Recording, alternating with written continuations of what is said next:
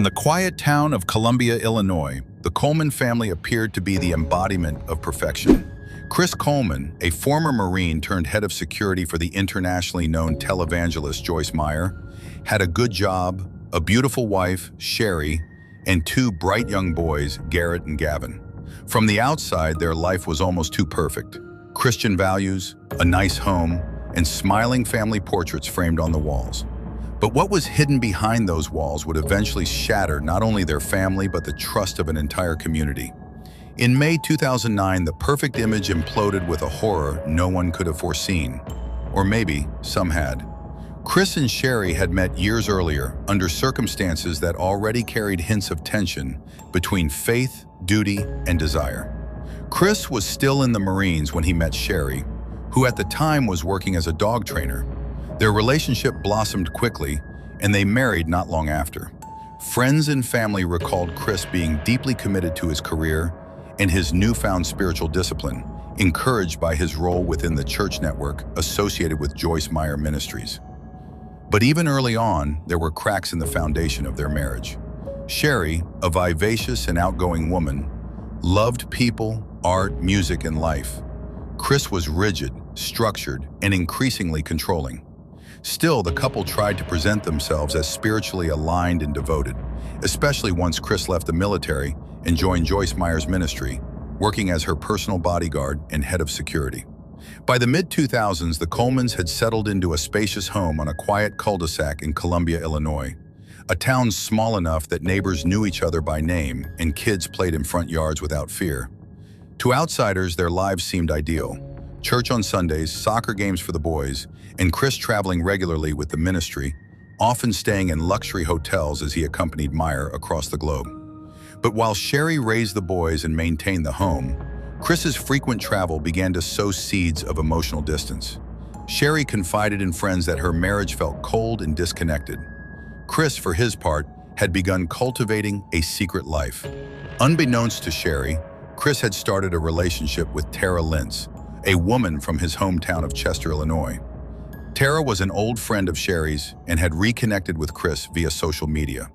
Their communication escalated rapidly, from friendly messages to explicit texts and photos, until eventually they were talking of marriage. Chris promised Tara that he would divorce Sheri soon, that they would be together, free of complications. But in his world of conservative Christian values and ministry standards, divorce wasn't just socially frowned upon.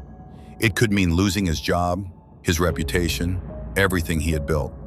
So he stalled. While Chris balanced his double life, something more sinister began happening. In late 2008, the Colemans began receiving threatening emails. The messages were graphic, laced with hatred towards Sheri and the family. They warned that Chris's job with Joyce Meyer was offensive to God and that he should resign or his family would pay the price. Chris reported the emails to both the ministry and local police. An investigation was opened, and security at the Coleman home was increased. Surveillance cameras were installed. Police presence was increased near the house. But the emails kept coming, dark, threatening, and eerily specific. What no one knew was that Chris himself was writing those emails. By May of 2009, tensions in the Coleman home were high.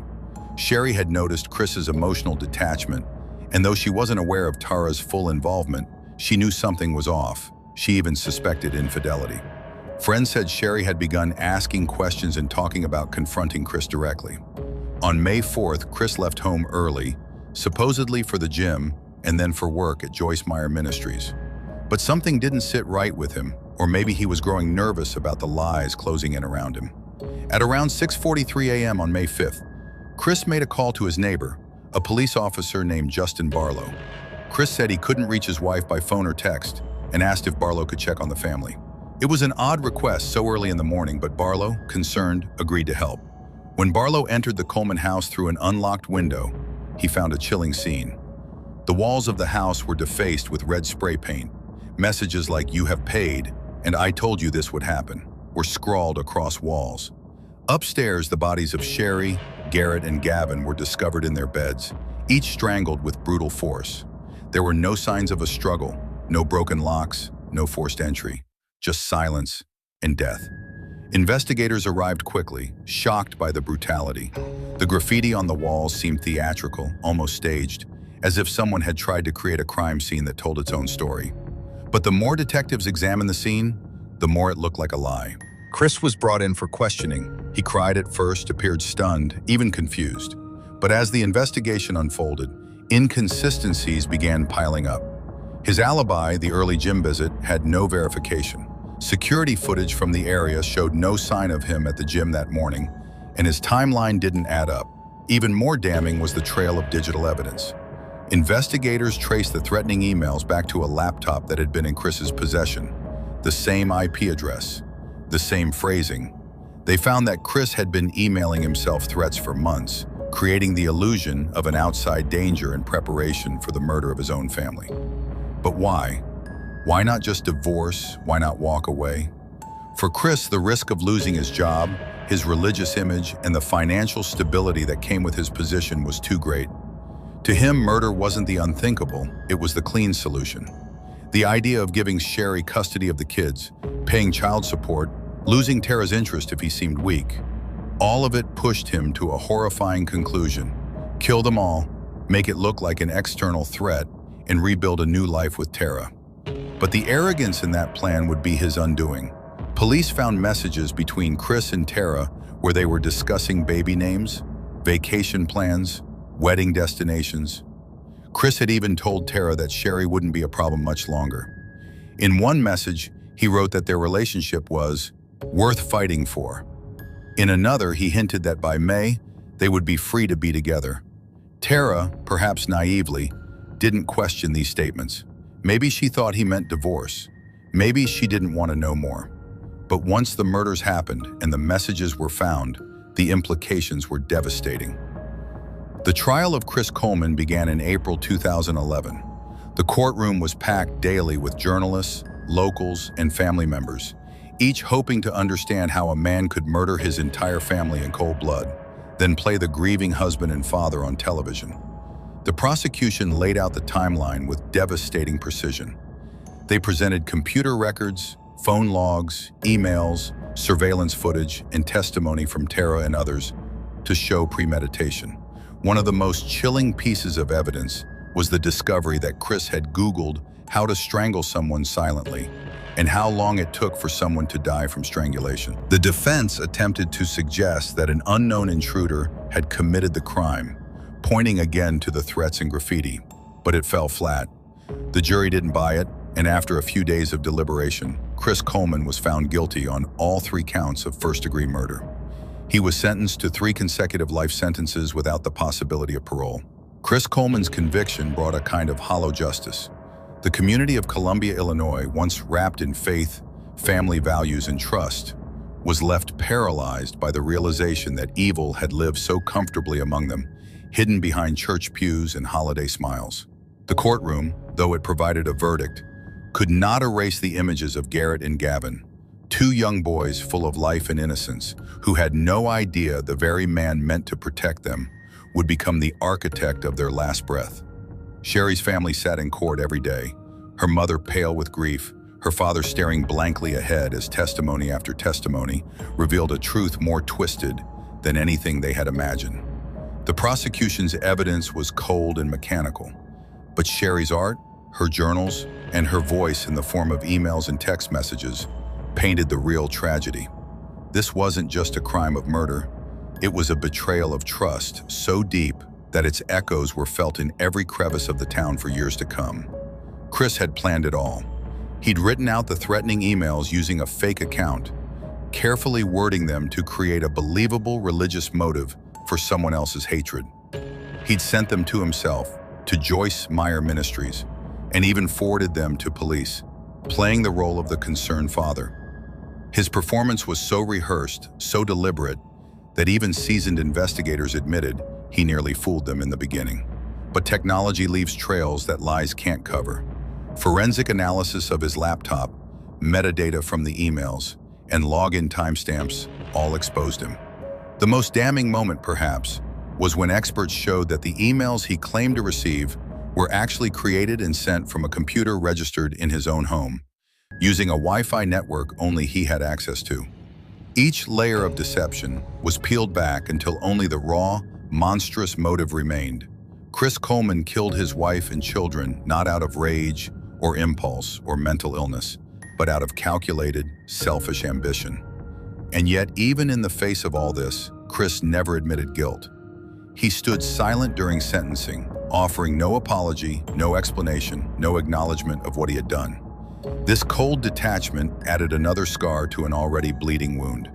Sheri's family had hoped, in some faint corner of their hearts, for a confession, a moment of remorse, something to humanize the monster Chris had become, but that moment never came. The courtroom grew silent as the judge delivered the sentence, life without parole, 3 times over. Chris was led out in shackles, expressionless, as if he were already dead inside. The aftermath of the case rippled across not just Colombia, but through the world of Christian ministries and televangelism. Joyce Meyer herself was called to testify, and she did, stating that had Chris told the truth about his affair or wanted to divorce, he wouldn't have lost his job. That single statement shattered the illusion Chris had used to justify his actions. It was never about protecting his career. It was about his ego, about control, about remaking his life in his image without the inconvenience of consequence. The murder was not his only betrayal. His lies about what would happen if he divorced Sheri were lies even to Tara. Everything was a performance, and in the end, everyone around him had been a pawn.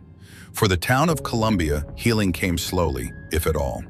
The Coleman home, once a bright suburban house filled with family photos and children's laughter, stood empty and haunted. Neighbors avoided the street. Kids stopped riding their bikes past the yard. Eventually, the house was torn down, not just for its market value, but to erase the memory that had been seared into its walls.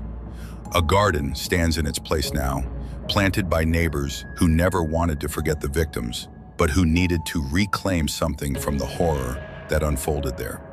Sheri's family, particularly her parents, became outspoken advocates for domestic abuse awareness and victim rights, even though their daughter had never reported physical violence.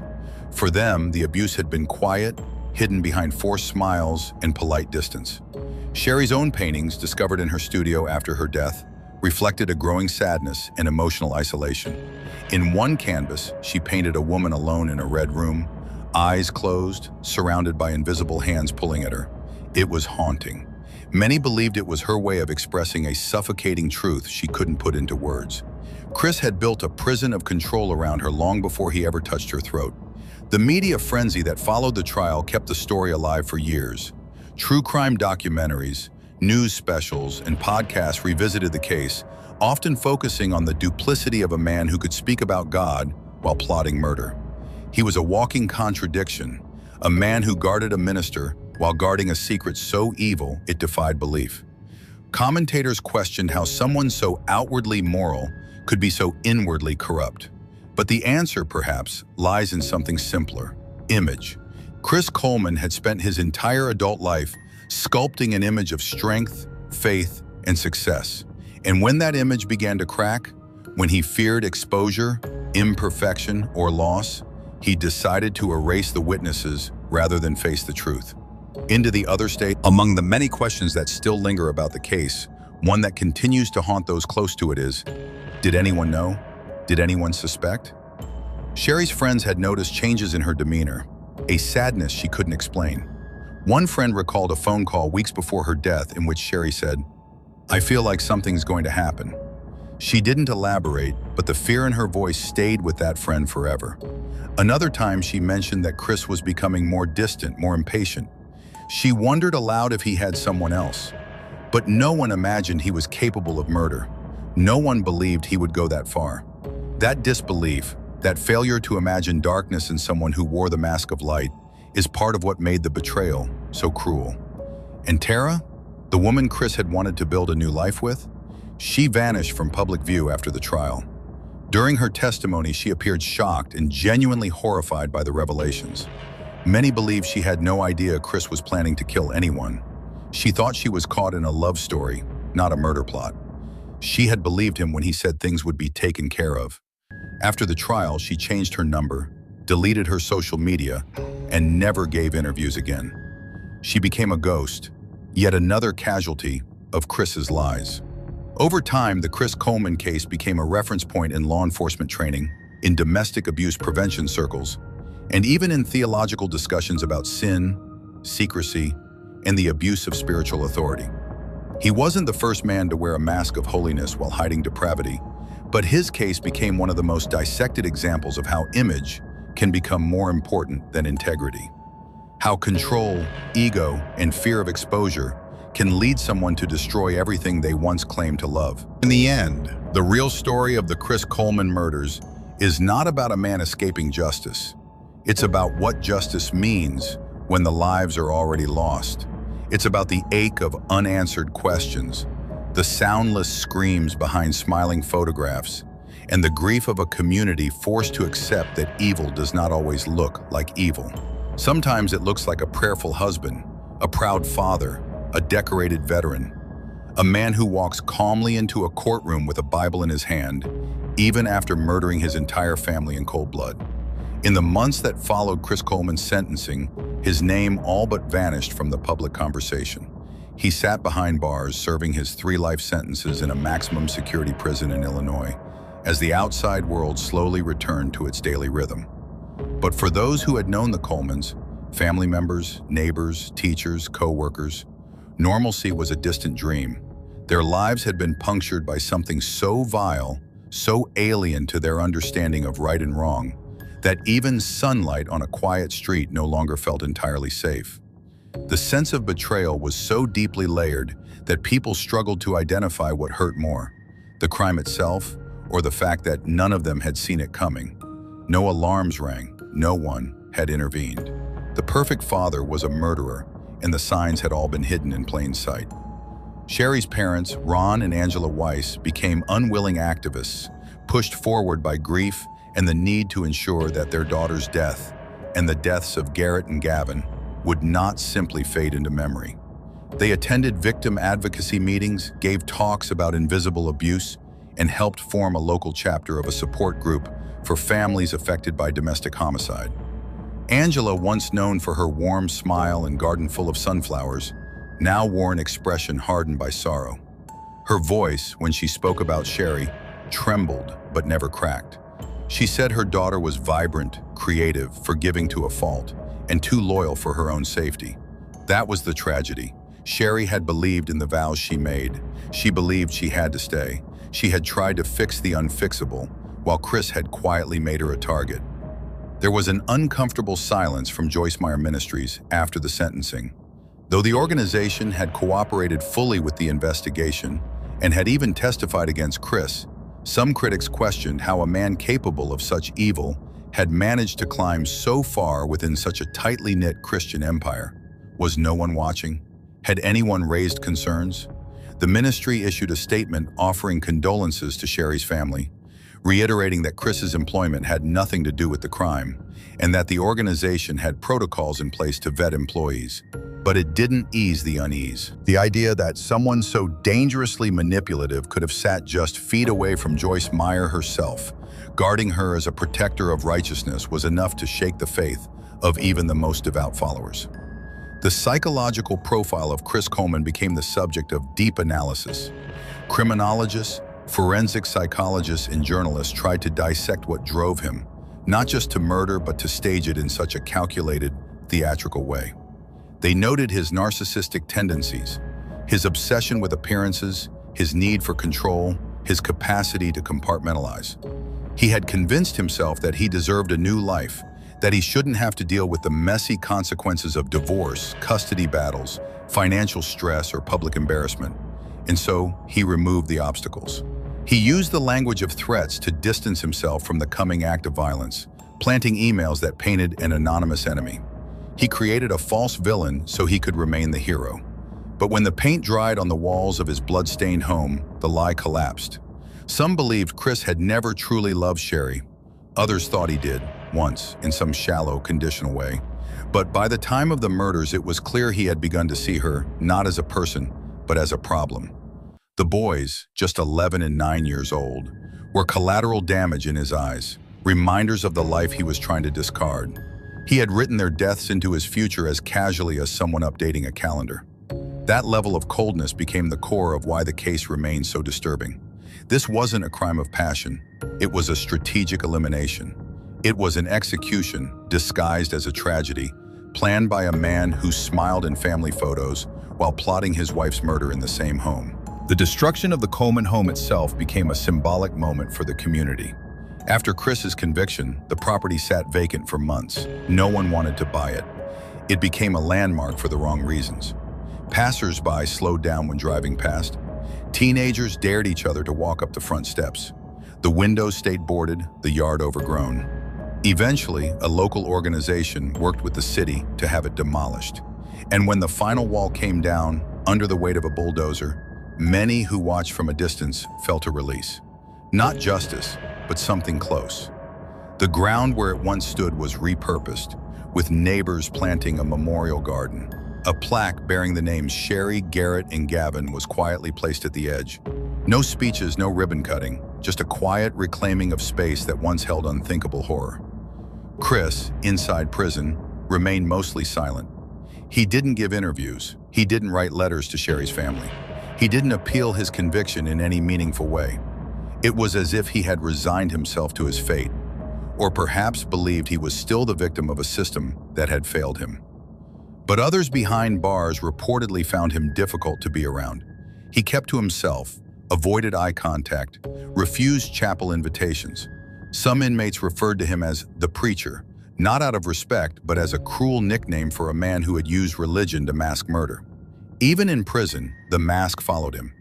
For those who had loved Sheri, remembering her became a daily act of resistance. They shared her artwork online, established scholarships in her name, and kept her voice alive through stories. Garett and Gavin's teachers planted trees on their school campus. The boys' bedrooms, once filled with posters and Lego sets, were frozen in time for a while, preserved by Sheri's parents before being dismantled with shaking hands. Every detail mattered: a soccer trophy, a sketchbook, a toy car. These were the relics of lives that had been interrupted by evil. No news special could summarize them. No verdict could bring them back. There was also a broader impact.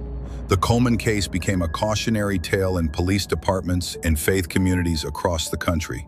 It was used in seminars about recognizing non-physical abuse, about the danger of image over truth, and about how religious roles can sometimes shield those who should be scrutinized more, not less.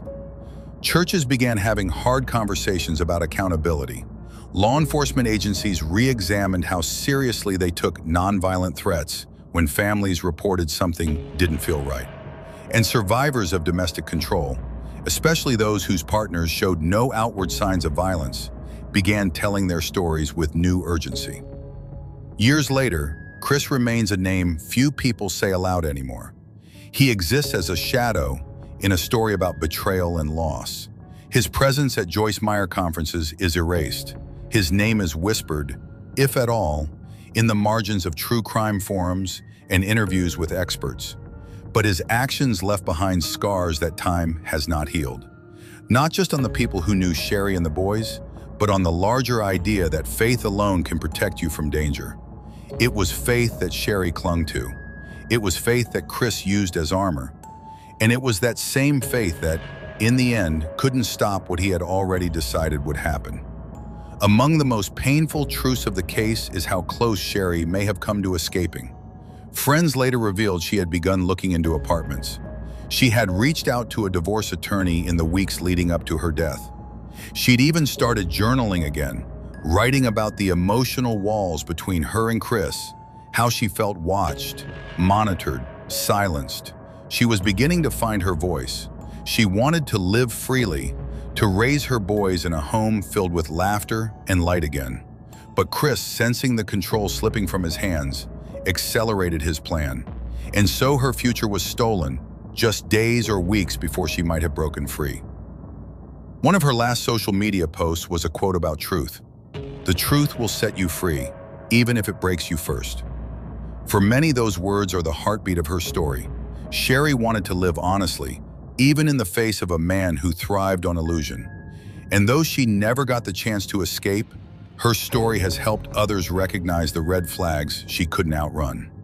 Her voice, through her art, her friends, and her family's unwavering fight, has become louder in death than it ever was in her silenced final moments. Time continued its slow, heavy march, but the name Chris Coleman never really faded. It lived on, not as a memory of the man he once was, but as a warning of what evil can look like when it dresses itself in normalcy. To the world outside, Chris had been the blueprint of respectability.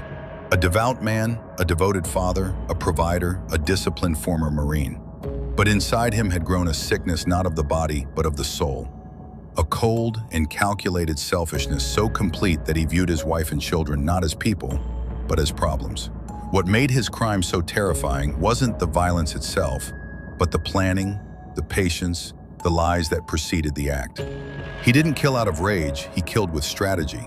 He forged emails to himself, painted death threats on his own walls, and left behind a horror scene that was supposed to convince the world he had been a victim too. He walked into the crime scene with a trembling voice and fake concern, but the evidence trailed behind him like a shadow that wouldn't lie. In prison, Chris became just another inmate, another number, surrounded by high fences and stone silence. But unlike other men, locked away for crimes of passion, Chris was known for his quiet arrogance. He never expressed remorse, he never confessed, he never explained. He carried on behind bars with the same rigid posture he'd shown in court, as if he still believed the image he'd created could somehow survive even after he'd destroyed everything that gave it meaning. But outside those prison walls, the world Chris tried so hard to control continued to move on, wounded but not broken. Sheri's parents lived with a grief that settled into their bones, the kind that doesn't fade, only changes shape. They turned their daughter's story into a call to action, speaking at domestic violence prevention seminars, showing people that not all abuse leaves bruises on the skin. Sometimes it's silence, sometimes it's control, sometimes it's the slow, careful suffocation of a person's freedom, spirit, and joy. Sheri's father, Ron, once stood in front of a crowd and said, "My daughter died long before that morning. He had already taken her away, piece by piece." And in that painful truth was a new kind of justice. Not the courtroom kind, but the kind that warns others, that keeps someone else from walking that same path. Garett and Gavin, the boys who never got to grow up, were remembered through tree plantings, school scholarships, and photo murals painted by their classmates. Their laughter had once echoed through the hallways of Columbia schools, and while that sound could never be recovered, their faces remained etched into the memories of teachers, coaches, neighbors, and friends who still couldn't speak their names without a tremble in their voices. Even years later, people who had once stood next to Chris in church or at barbecues said they often replayed moments in their heads, looking for missed signs. A strange look, a moment of coldness, a comment that didn't fit. But most admitted, he fooled them. He was too good at it. He didn't look like someone who would murder his family in their sleep. He looked like someone who taught his sons how to ride a bike. He looked like someone who bowed his head at dinner. And that was perhaps the most haunting part, how normal he had seemed. Because if a man like that could be hiding such monstrous intentions, then who else could? What other homes with manicured lawns and Christmas lights could be hiding silent suffering behind closed doors? That question didn't just haunt Columbia. It echoed in communities far beyond it, wherever the case was read about, or heard about, or discussed in hushed tones after church services or true crime podcasts. It became one of those stories that forced people to reevaluate everything they thought they knew about people who looked safe. The story was picked up by networks, featured on Dateline, 2020, and a stream of crime documentaries. But no matter how many times it was retold, no retelling ever felt like enough. Because what Chris didn't just kill 3 people, it created a void. A mother's absence at a daughter's wedding, a father's missing hug on graduation day, 2 boys who would never discover who they were meant to become. And none of it had to happen. All of it was preventable. If only he had chosen honesty, if only he had let go, if only he had walked away instead of killing his way into the future he wanted. But he didn't. And so instead of freedom, he got a cage. Instead of a new life with Tara, he got a concrete cell. Instead of raising a new family, he was left with the silence of his own guilt. For Sheri's closest friends, healing was not linear. Some dove into advocacy. Others moved away from Columbia altogether. Some stayed in therapy. Some couldn't talk about it at all.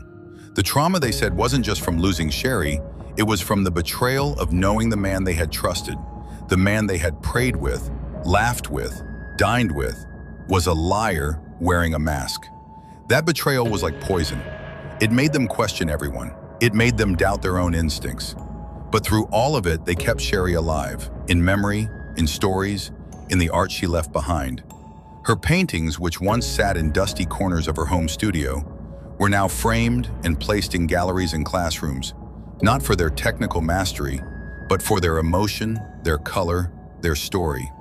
One canvas in particular, of a woman staring at her own reflection, half in light, half in shadow, became iconic, a symbol of the two lives Sheri had lived, the one the world saw and the one she fought through silently. Even Tara Lynch, the woman Chris planned to start a new life with, vanished into the background after the trial. She never gave public interviews. She never profited from the story. And those who followed the case believed she truly had no idea that Chris would go so far. She too had been lied to, manipulated, used, and then left to carry a guilt that wasn't hers. But unlike Chris, she disappeared not to escape justice, but to escape the shadow he left behind. Her name, once whispered in gossip and scandal, was eventually replaced by silence. She became a footnote in a tragedy that she, like the rest of the world, never saw coming. In time, the garden planted where the Coleman house once stood began to bloom. Flowers in spring, golden leaves in fall, and a bench beneath a small tree where people could sit, reflect, and remember. There were no plaques detailing the horror, no reminders of the blood that once stained that ground, only peace, quiet, and color. The community made that choice, not to forget, but to reclaim, to let something good grow where something evil had once lived. And in that garden, the names Sheri, Garett, and Gavin continued, not as victims, but as reminders of what was lost and what must never be ignored again. The Chris Coleman case was never just about a murder. It was about deception. It was about how evil wears faces we trust, how some people can weaponize faith, family, and duty to hide their darkness. It was about how a man, given everything, a family, a home, a future, chose to destroy it rather than face discomfort. But most of all, it was about 3 lives that mattered. 3 lives that were supposed to continue, to grow, to love, and to be loved. And while Chris Coleman may have stolen their voices, he could not silence their legacy, because the world knows now. It knows who they were, and it knows who he is.